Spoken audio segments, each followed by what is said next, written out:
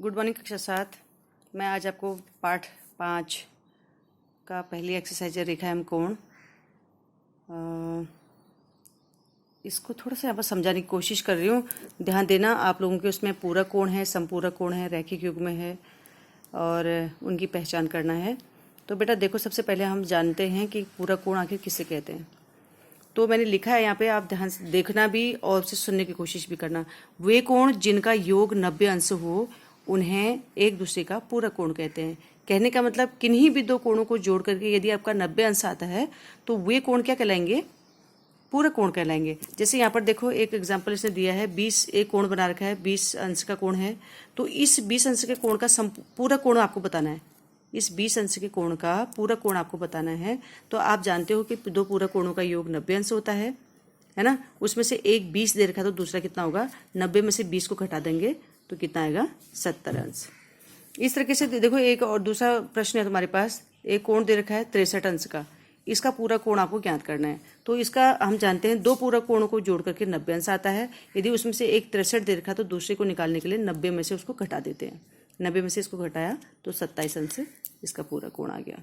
तो पूरक कोण आप समझ गए होंगे। वे कोण जिनका योग 90 अंश हो उन्हें पूरक कोण कहते हैं। अब दूसरा शब्द आता है आपका समपूरक कोण। तो वे कोण जिनका योग 180 अंश हो, 180 अंश हो उन्हें समपूरक कोण कहेंगे। यदि दो कोणों को जोड़ करके 180 अंश आता है तो उनको हम समपूरक कोण कहेंगे। अब यहाँ पर देखो, एक कोण आपको 105 अंश का दे रखा है तो दूसरा इसका समपूरक कोण कितने अंश का होगा? तो हम जानते हैं दोनों का योग 180 होता है। तो 180 में से 105 को घटाएंगे, जितना भी आएगा, कितना आया? 75 आया। तो 75 अंश क्या होगा? इस 105 का समपूरक होगा। अब देखो, रैखिक युग्म कहीं कहीं आपको पहचानना होता है कि पहचानो दिए हुए कोणों के युग्म में से रैखिक युग्म है कि नहीं है। यदि दो कोणों का योग 180 के बराबर आता है तो उसको हम रैखिक युग्म भी कहते हैं। तो जो रैखिक कोण बनता है वो बनता है हमारा, एक सरल रेखा जो होती है वो 180 अंश का कोण बनाती है। इस प्रकार से सरल रेखा होती है वो 180 अंश का कोण बनाती है। तो यदि दो कोणों को जोड़ करके 180 अंश आता है तो उन दोनों कोणों को हम रैखिक युग्म भी कहते हैं। ठीक है। संपूरक कोण भी वही है। यदि दो कोणों को जोड़ करके 180 आता है तो वो कोण एक दूसरे के संपूरक कोण हो जाएंगे। और रैखिक युग्म में यदि किन्हीं भी दो कोणों को जोड़ करके 180 आता है तो वो दोनों कोणों का युग्म जो होगा, जो जोड़ा होगा, उसको रैखिक युग्म भी कहा जाता है। अब देखो, आपकी प्रश्नावली पहले 5.1 का जो तीसरा प्रश्न है वो ये है, पूरक और संपूरक कोणों की पहचान करो। तो आपको दो कोण दिए हैं 65 और 115।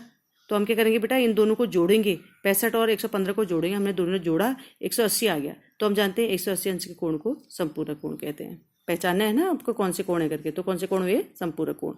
फिर देखो, 63 अंश और 27 अंश है, दोनों को जोड़ा तो 90 आ गया। हम जानते हैं 90 अंश का कोण, यदि दो कोणों को जोड़ करके 90 अंश आता है तो वो एक दूसरे को क्या कहलाते हैं? पूरक कोण कहलाते हैं। फिर देखो, तीसरा क्वेश्चन है, 112 अंश और 68 अंश, दोनों को जोड़ा 180 आया। तो ये कौन से कोण हो गए? संपूरक कोण। फिर अगला है 130 अंश और 50, दोनों को जोड़ा 180 आया, ये भी संपूरक कोण हो गए।